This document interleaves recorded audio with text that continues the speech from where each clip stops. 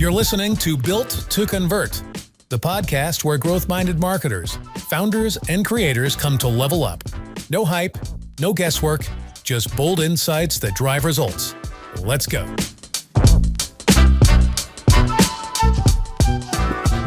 Hey everyone, welcome back to Built to Convert. I'm Tyler Lane, founder of Session Interactive. On this show, we talk with growth-focused marketers, founders, and operators about how strategy, analytics, and execution come together to drive meaningful growth.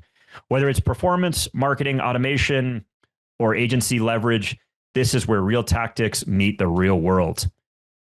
This episode is brought to you by Session Interactive, the agency built for brands that want smarter performance. From SEO and paid media to analytics and CRO, we help marketing teams turn data into direction and direction into growth. Learn more at sessioninteractive.com. All right, guys, we got Brian Kato here, one of my favorite people in the SEO community, one of the most technically driven individuals and more progressive individuals. Brian lives up in Loveland, Colorado, and he is the founder and owner of Fusion Vine, a digital marketing agency. He's been involved in digital marketing since 2010, working with local businesses and mid-sized agencies. Before launching his own consulting business in 2019, he's a regular speaker at events like AgencyCon, and a variety of others across the nation here, focusing not just on SEO and content, but also strategy, marketing systems, and automation. Really progressive guy. Brian, I was lucky enough to attend your track at AgencyCon this year. It was an incredible value add and sharing some great things you're doing with Make.com and Google Sheets and a lot of integrations across the board. Great to have you, man. Thanks for your time. Welcome. Awesome. Well, thanks for having me on the podcast here. This is a real pleasure. Yeah, no, it's really cool and a long time coming for sure. Hey, Brian, we like to kick things off here around just a little bit of background for you. I mean, you and I have known each other for a long time, and I've always, been intrigued by our conversations and always left with a lot of great insights and just like motivation to get better. I think that's a big thing that you carry yourself. Talk to me about kind of Fusion Vine, how you went about creating the agency, what you guys are up to, and what the future holds for you guys as well. Yeah. So I started Fusion Vine back in 2019, as you mentioned. Before that, I was the project manager, head of SEO, and head of paid media for an agency in Northern Colorado. It's a lot of hats to wear. Oh yeah. Needless to say. So, when we had my daughter. And so I decided to kind of step back a little bit and then got bored, I guess, is what you could say, and started my own agency. So that's kind of how Fusion Vine came to be. Currently, what we're doing with, like a lot of agencies, we're doing a lot of stuff with AI, but we also blend in a lot of automation and strategy, as you mentioned. What we're finding in a lot of cases is that people will either be very resistant to AI. They don't want to touch it. They think it's maybe it's too much bot, not enough human. On the flip side of that, we see not enough human, too much bot. And I think that there's a sweet spot kind of in the middle there where AI has the ability to enhance what we're doing to basically 10 or 100x your capability with less resources. But you still have to have that human in the loop, as we've discussed. You never want to lose that kind of human element because there are certain decisions that the AI just unfortunately can't make. And I think that having that human really enhances and kind of personalizes what you're able to do with it. So that's kind of what we're doing. Amazing lesson just around the human component. Again, your talk on AgencyCon really highlighted that and emphasized that point. It's like, let's chill out. Like AI can do a lot of great things. Automation can do a lot of great things, but ultimately we need that individual involved as much as possible. Absolutely. Make sure it's adhering to the standards that you're holding to yourselves and your clients. And you see that even a lot with even the traditional SEO or marketing tools, right? If we looked at something like Ahrefs or SEMrush or a keyword list, right? The AI, or kind of even what Google recognizes a website might rank for, you occasionally get those weird stragglers that you're like, I'm not sure why Google thinks we should be relevant for that, but clearly we are. It may not be a particular keyword that you would want to target. So there's still that human element of going through and being like, that's completely irrelevant to the business. If we lose traffic on that particular keyword, not a big deal because it's not relevant, and quite frankly, maybe not a service that we do. So you still have to have that human, the kind of oversight to see, what's relevant, what's not, where you want to place that emphasis. Yeah, essential component. Brian, talk to me a little bit about your background. You got started, I believe, and really fixate still in FusionVine with more local businesses. Correct. Yep. I know your insights span, and they transcend verticals. Like you're agnostic. Your benefits to local is impressive, but your mid-market enterprise, you can definitely impact things on that end too. But talk to me about kind of your earlier work with local businesses and how it shaped your philosophy and focus for SEO and analytics.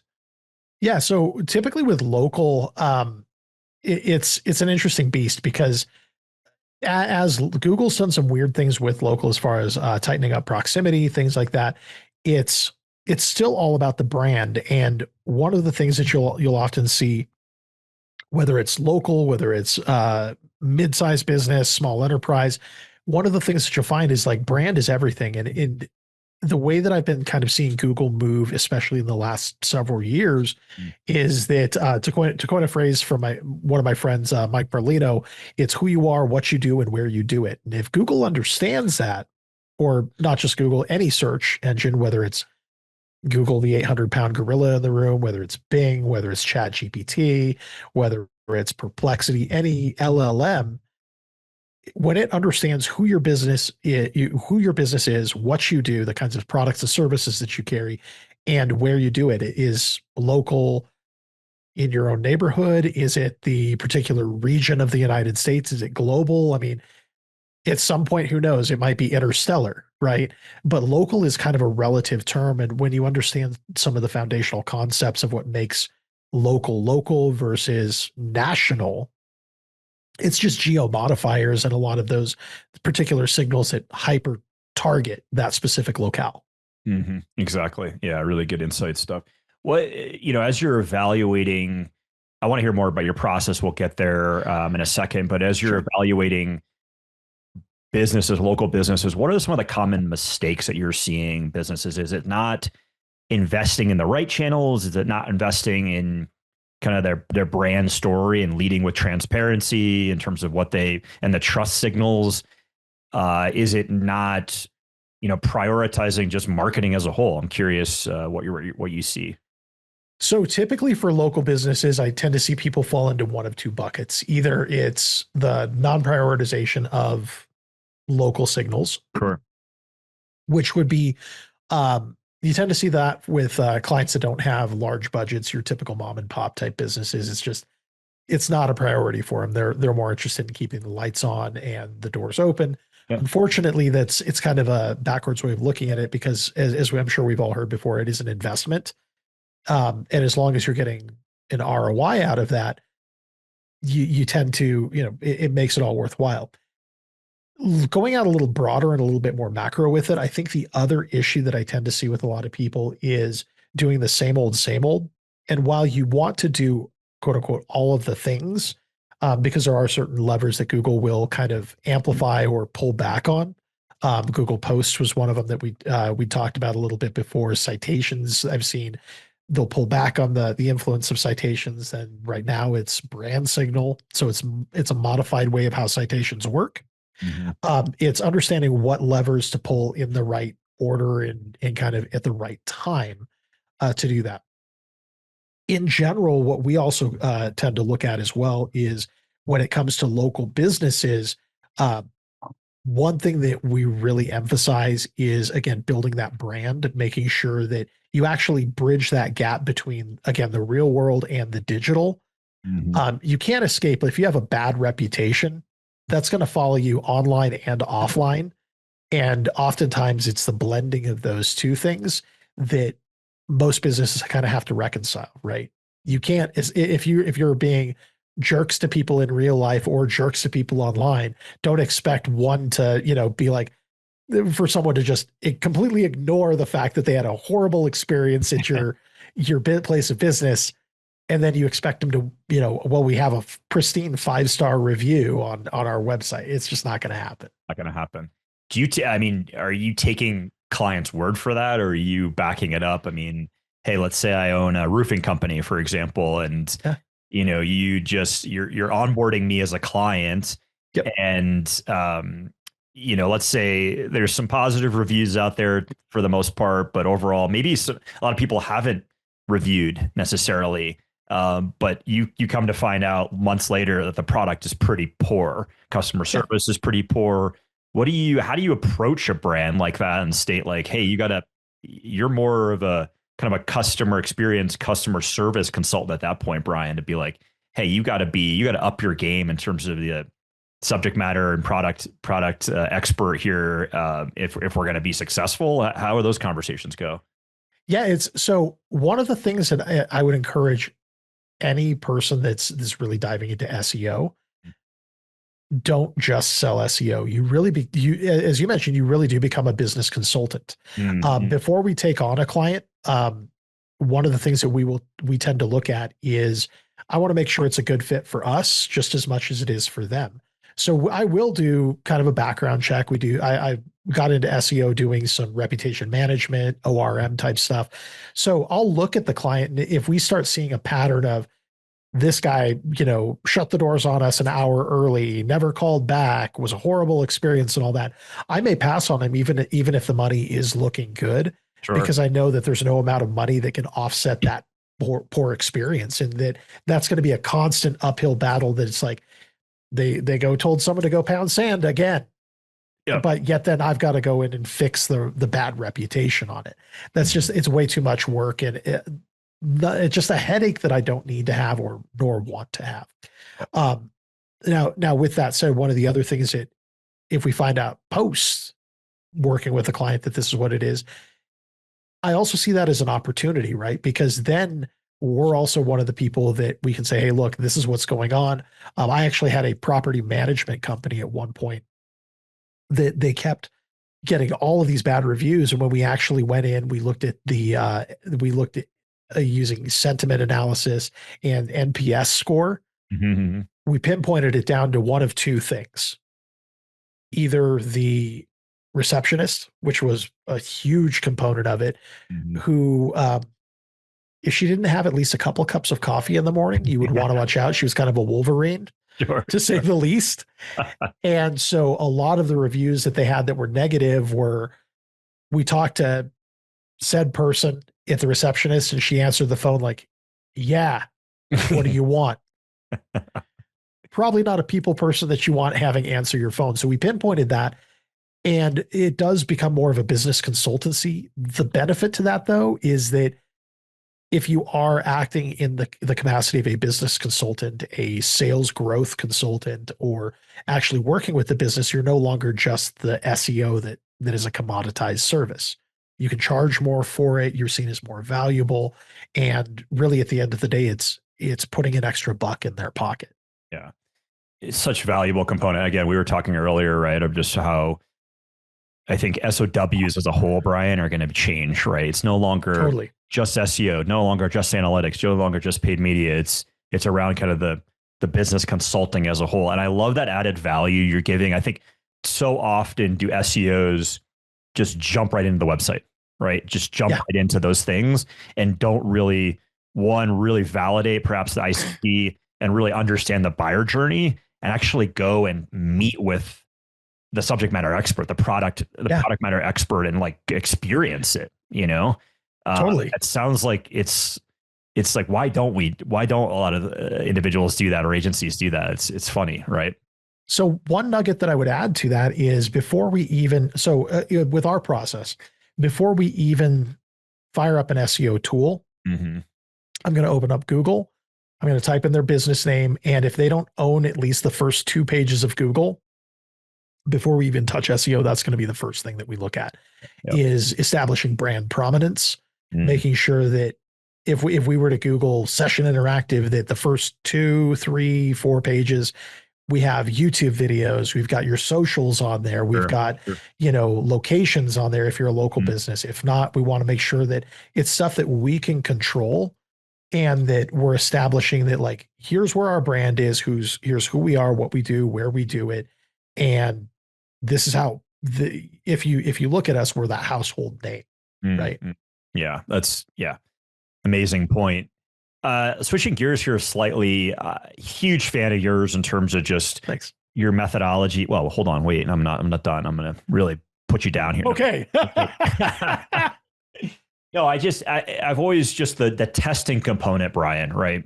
Sure. And I think a lot of us say it, right? But you really own it, and you really are testing certain things that people are comfortable with, other people perhaps not, in terms of some of the gray hat stuff. But I love that component, like trying to figure out what's working, what isn't, and trying to apply that to your client set. I think that just makes you so much more valuable to them as a whole. Some of the stuff you were talking about, Agency Con, and stuff you and I are going to work together on, but it's just the stuff you're working on, leveraging tools like Harpa AI, Google Sheets, of course, the integration, and Make.com. Talk to us about your process and flow. I know this is a loaded question here, but in terms of onboarding a new client, what are the components? Obviously, doing your own due diligence, your background components, things like that. But how are you utilizing some of those tools? Maybe pick a one or two use cases, and how are you utilizing it for your team, and how it benefits the client, getting things done faster and seeing hopefully results faster as well. Yeah. So one of the things, two of my favorite tools, as you mentioned, Harpa is one of them. I absolutely love that tool. The biggest differentiator with that is that I know a lot of LLMs have internet access right now. The one differentiating factor, though, with Harpa is that it not only has internet access because it uses your browser, but you can actually scrape a web page. Yep. So that's a huge differentiating factor to me, and it might be a little bit nuanced, but I can go into, say, a Facebook group and scrape that group for individual users, particular archetypes, things like that. Whereas just Claude or Perplexity or any of the LLMs, as long as it's a public facing site, they can look at it, they can kind of see what's going on. And I think that's one of the biggest differentiators that I look at with Harpa.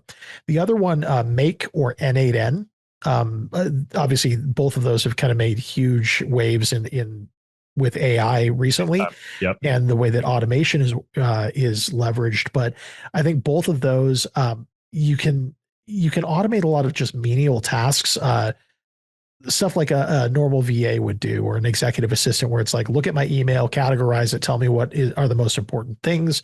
I recently noticed that Google Gemini, being that they're really focused on integrating that with everything, Gemini had recently, there's a thing on my phone that I noticed where it's summarizing all my emails. So as soon as I see it, it's the TLDR. Here's 3 bullet points you need to know about the email, and if I need to take action. So I think those kind of elements are also really, really important and kind of enhance the way that AI is being used right now. Yeah, it is.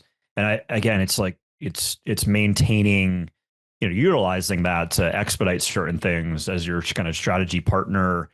But again, you're the one controlling it. You're the one reviewing it, and you're the one essentially responsible for the output. So a really big piece there to make sure people are aware that, hey, humans are the big piece here. Brian, you shared kind of some cheat sheets and different API links to Google Sheets. I think, shout out Freaking the Sheets. Freaking the Sheets, Google Sheet, really cool name. What principles underpin your educational approach to that? And how do you share a lot of great stuff. You're just I think that's the beauty of our community too, Brian, is people just want to share. People want to get better. And we're figuring this out together, right? So absolutely. What are some of your principles around like being able to share and wanting to be thought of that as just being an individual that cares, being an individual that's incredibly gracious and thoughtful with your time? So one of the things that kind of guides my principles on that are, I see a lot of people that tend to run around in circles, or that they, I've seen a lot of snake oil in not just SEO, but just in business in general. And that's one of the things that's never really sat well with me. One of the things with the Freaking the Sheets thing is that there was a tool I was using, and they, nothing wrong with being profitable or any of that, but they were charging almost 1.5 to double the amount of an API cost, just because that's what it is. And Sure. I think that, everyone has their own business model. I am not going to fault them for that. Where I kind of had the issue is it's put it on, not on the thing that I can go and take a look at and be like, well, this is what everyone pays for it, not even just going to the source, but don't mark up the API cost, because I can already see what that is. Mark up your tool, right? Because the tool is what actually, made sense. The API cost is what it is. Mhm. And so I think that was kind of one of the things that Freaking the Sheets kind of came out of. When I created that, though, there's a lot of also community input that I've redeveloped the sheet probably a dozen plus times based on different community feedback. They're like, oh, that would be really cool to have Yep. this built into it. So as long as there was use case into it, I would add on additional functionality or things like that. So that's kind of the guiding principle as far as like sharing with people, is that I get just as much out of it by learning different use case, different ways that people are leveraging things, and sharing just as much as they get out of using the tool. So that feedback, and I think that's again another aspect of just how I've been impressed, is just getting that feedback and then iterating and just making sure the product's even better. And again, it's not only a value add to those individuals, but of course it's to your agency and your clients as well. And what you want to see the growth plan. Brian, talk to me just quickly about your personal brand and what gave you the most traction? Because you're out there. You've got Facebook groups. You've got you're on the conference circuit. You've really made a name for yourself, which has been impressive to see and watch over the years since we've known each other. What gave you the most traction there? What are some insights or maybe some advice as well? I would say, your network is your net worth, 100%. And the industry is small. Don't make enemies. Try and make as many friends as possible. But really understand, what I think really helped me out in kind of my journey was making sure that I was networking with the right people. When I would go to events, I would say like, hey, I really want to talk to that person. Make it a point to just go up, strike up a conversation with them. I know for introverts and things like that, that it makes it more difficult. But, also understanding like when you're going to those kind of events as well, making sure that you're connecting with people, even if it's just one person, make sure that you connect with them, make sure that you're actually getting value out of each one of those particular events. And if you have questions, just ask. I mean, that was probably one of the other things, is just being inquisitive and not being afraid to fail, whether it be public or in private testing. But your first several iterations are probably going to suck. There's just no way around that, whether it's doing videos, podcasting, presentations, content writing, whatever, it's probably going to suck your first several go arounds with it. Not being afraid to fail and just get the failures out of the way, right? If you know that your first 20, 30, 40, even couple hundred attempts are going to suck, get the couple hundred out of the way. Just do it, rip the Band-Aid off, and just get used to it that, those ones were horrible. Let's move on. Let's actually get to the good stuff now. So and don't beat yourself up and just keep going. That's a great lesson.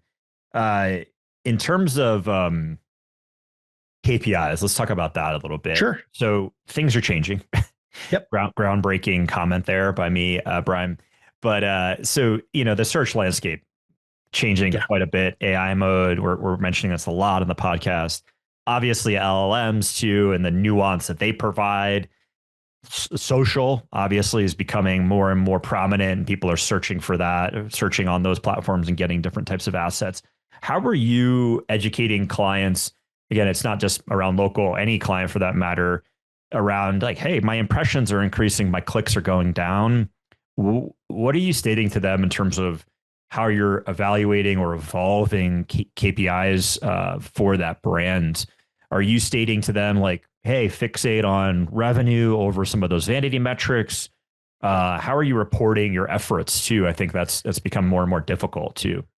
So I think one of the things that I was just talking with a colleague about this, and one thing that I really like the way that they do the reporting, we've actually adopted a lot of it as well, is looking at high value actions. Mm, And what are the things that actually matter? Because in SEO and in digital marketing, we can often get fixated on, well, your rankings went up or your, you know, even with conversions, right? Your conversions went up. Well, what are we saying is a good conversion, right? mm, mhm. Not all conversions are equal. And No, what we're looking at is what are the high value actions, phone calls, actual sales, and we're all also blending kind of again that offline online duality.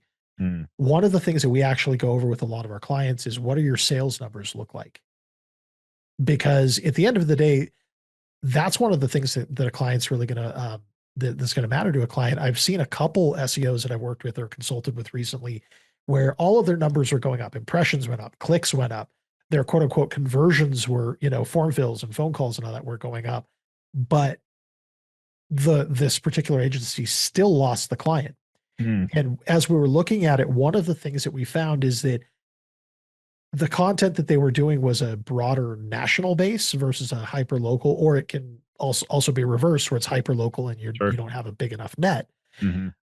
But that became a major issue for this particular client because especially in local, if you're dealing with national keywords or national exposure, but you're not getting the guy in your backyard to pick up the phone, call you, make the appointment, you're going to lose that account every single time because it's not in line with the actual thing that the client needs. Mhm, And so mhm. I think that when we're talking KPIs, that's one of the things that any marketing company, agency, freelance, or whatever, you really have to look at first is Sure, sure. what what is going to benefit the client? What's their expectation on KPIs just as much as it is for you to prescribe that as a marketing expert, right? Mhm. You want to make sure that there's continuity and congruence between the two. Yep. Easier said than done too, but I think those are just great Absolutely.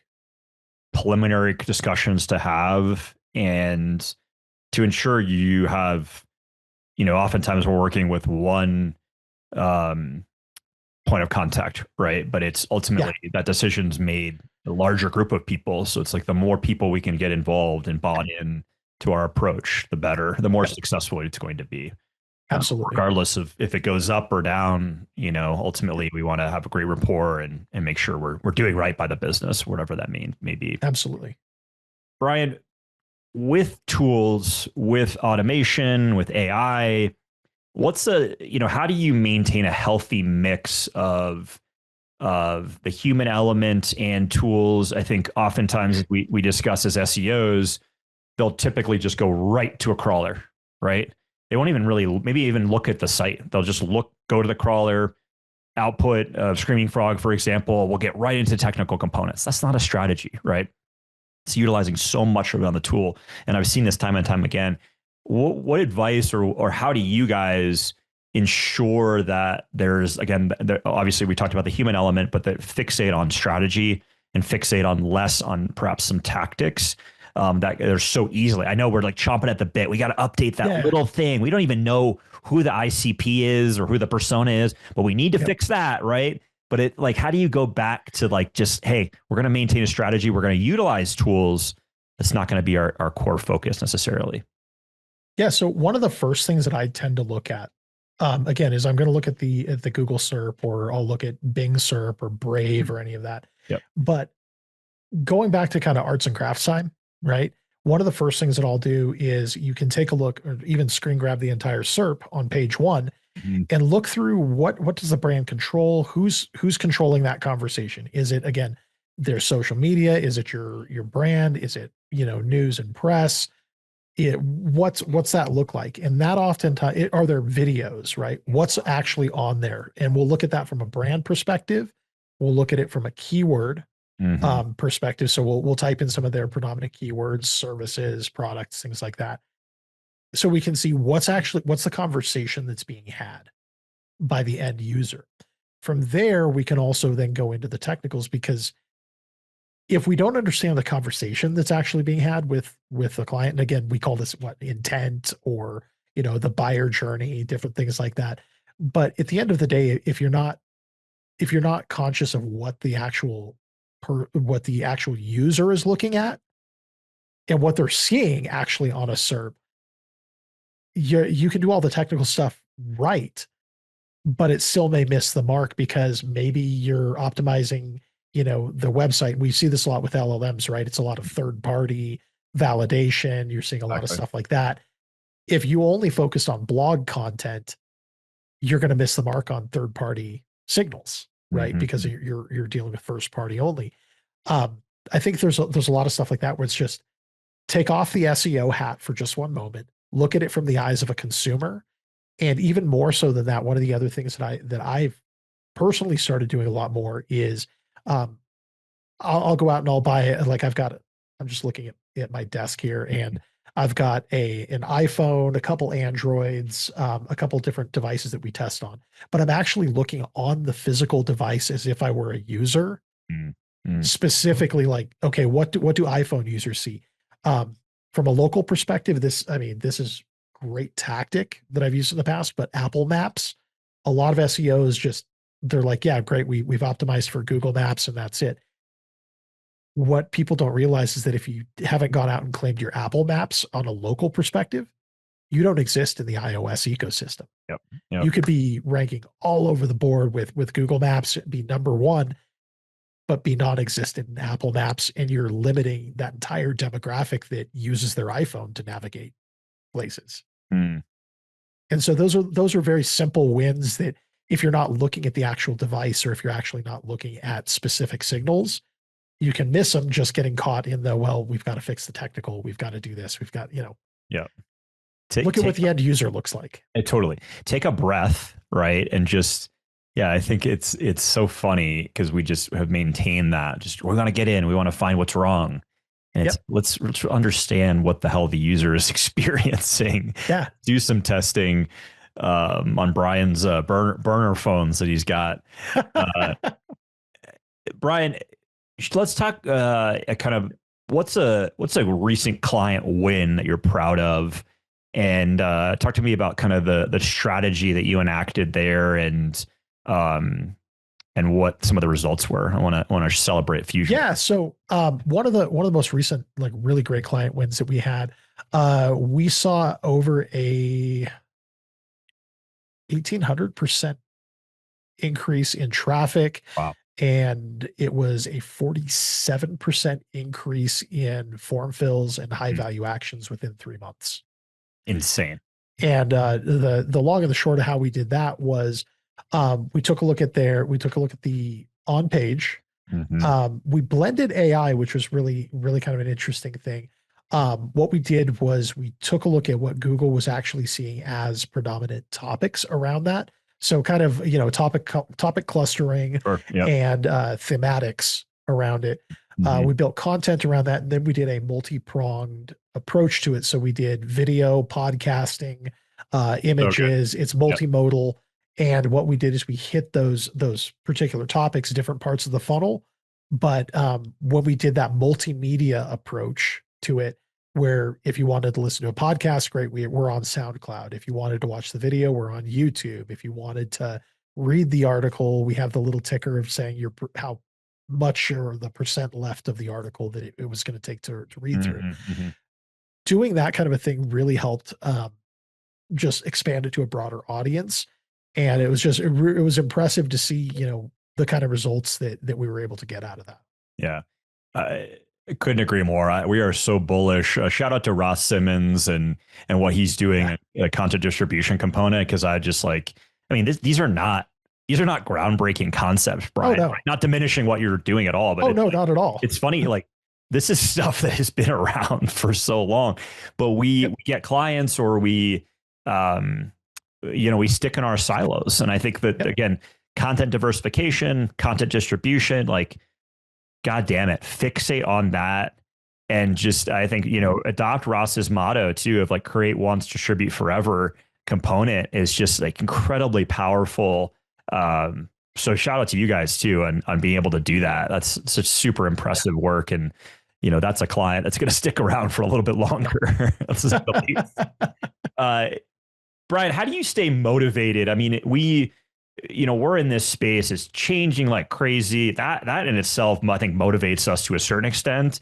But it's, are there individuals out there, there groups or communities that you subscribe to that keep you excited about certain things, keep you enthusiastic about the space?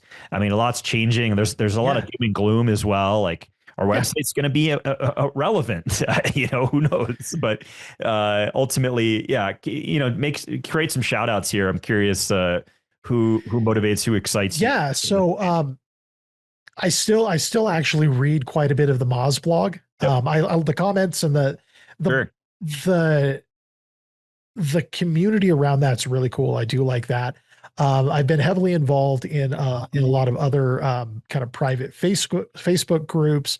As you mentioned, I have my personal mastermind, which is the Freak in the Sheets. I've been very involved with some of the guys over at Legit, doing some stuff there that'll be really kind of fun coming out. Network Empire.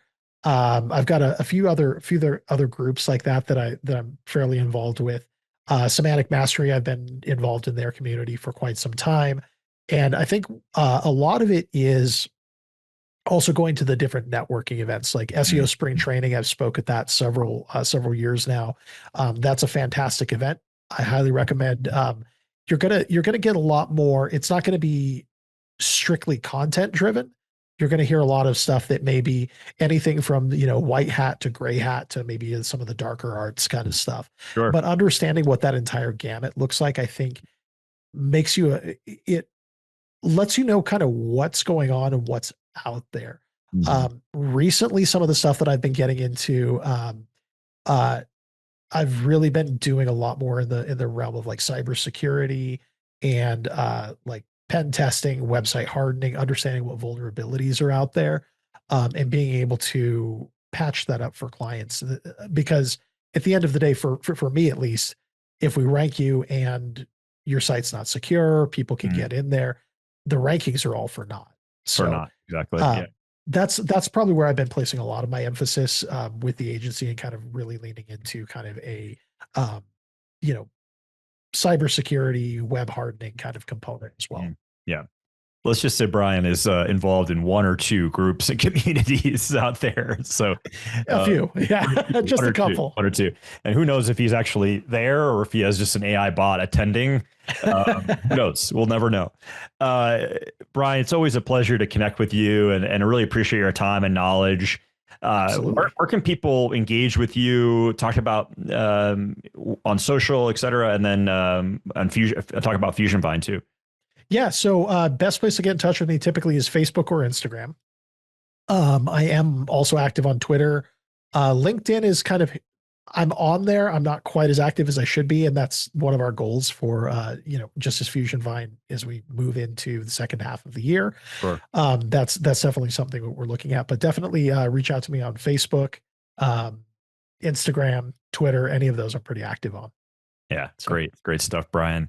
And excited to see your business evolve and see what goes on in the space. And we'll definitely have you on a couple more times at least to see what changes are out there and what new techniques and tactics and strategies you're enacting. So thanks for your time, awesome. Brian. Appreciate it, man. Absolutely. Thank you for having me on. Of course. Thanks for listening to Built to Convert. If you're serious about growth, don't just listen. Subscribe, leave a review, and follow us for new episodes that drop straight into your feed. Until next time, keep building.